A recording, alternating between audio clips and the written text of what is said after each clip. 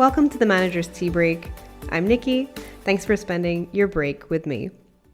Today's episode is the art of asking open-ended questions as a leader. How to get better at asking open-ended questions to support and coach your team members. Asking open-ended questions is an aspect of active listening that builds on the skills of paraphrasing and allows the listener to gather more information. This skill can be really helpful in supporting team members. First off, what is an open-ended question? They typically begin with what or how. They allow people to tell their story and to share feelings, clarify information, and to keep the conversation going. On the other hand, closed-ended or just closed questions can be answered by yes or no or simple facts, stop the conversation, and require many questions to get the full story. To understand the difference between open and closed-ended questions, it's probably helpful to compare some examples. So first off, are you feeling okay? Is it too hot in the room? Are you enjoying the workshop so far? Now, if we transform those into open-ended questions, how do you feel right now? How is the room temperature for you? What do you think about the workshop so far? These questions are asking for very similar information, but in different ways. Consider how the quality of the responses to the first and second sets of questions would differ. Nevertheless, there are still moments when you might want to ask a closed-ended question for clarity, so don't worry, not all closed-ended questions are a bad thing. How does asking open-ended questions help the team? As a manager, when you ask open-ended questions, it can help to understand different perspectives, needs, and expectations of different team members. It helps you to identify root causes, assumptions, and gaps in team communication.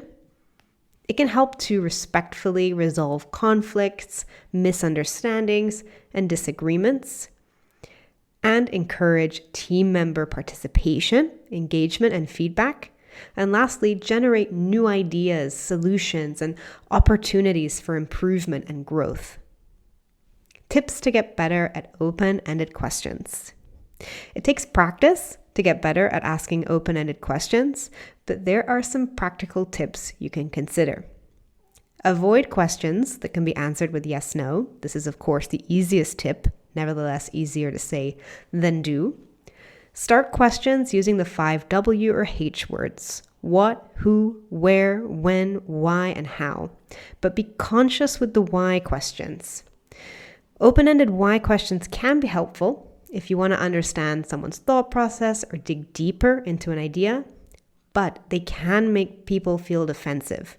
So think carefully before using them, especially if you're having a difficult conversation. Instead, try rephrasing them into other open-ended questions. For example, instead of why did you do that, maybe how did you arrive at that decision? Instead of why did you think that was a good idea, maybe what factors led you to go that way? Encourage elaboration. Describe. Can you describe how you handled this situation? Could you please tell me more about that situation? And explain. Please explain why the new system is not working. What is happening? Practice patience. Silence is not the enemy. Don't jump in with suggestions or follow-up questions if someone seems to be taking time to answer your question. You've asked them something which requires them to properly think for an answer. Be patient. Avoid leading questions. When you want to learn what someone really thinks about a topic, you want to avoid leading questions that nudge them towards a particular answer.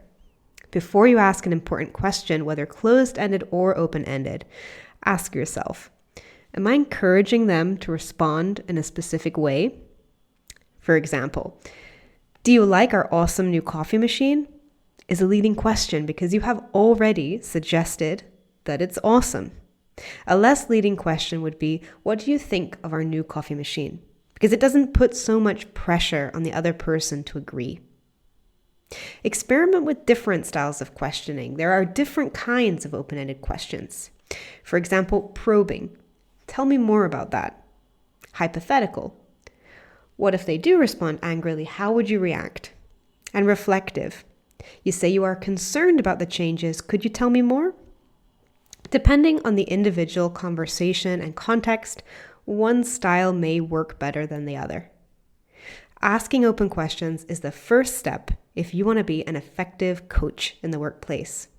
It takes practice to focus on keeping the conversation going and the team member talking, sharing, reflecting.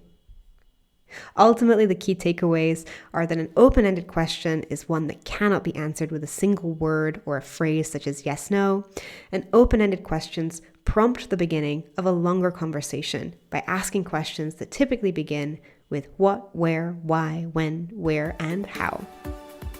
Thanks for listening. I'll see you in next month's episode, and remember, check out my blog for more content.